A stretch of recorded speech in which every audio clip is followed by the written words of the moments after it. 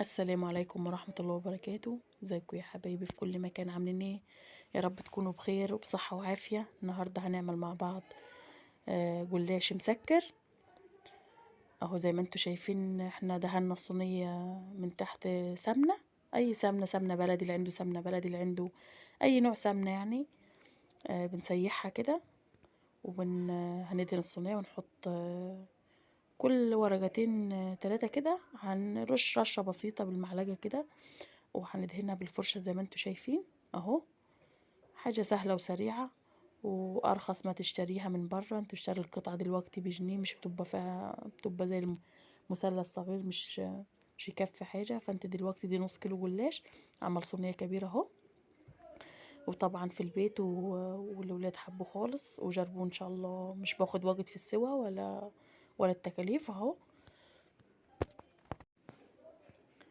والحكاية كلها مش كملت نص كوباية سمنة، نص كوباية واحدة عملت دي كله، يا دوب رشة بسيطة اهي اهو.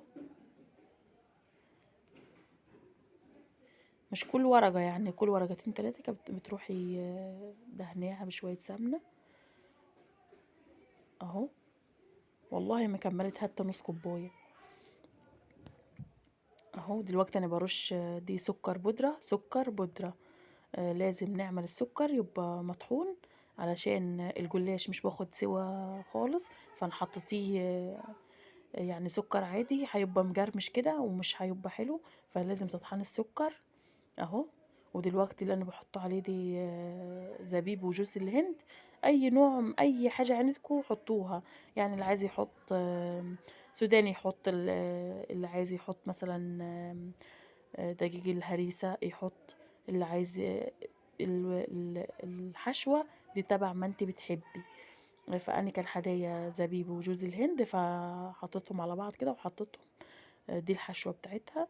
ودلوقتي أنا كنت بتقطعها عادي بالطول وبالعرض كده، وهترش على وشها سمنة اهو زي ما انتوا شايفين اهو. وهندخلها الفرن، مش بتاخد والله ربع ساعة، ربع ساعة بتتحمر بسرعة.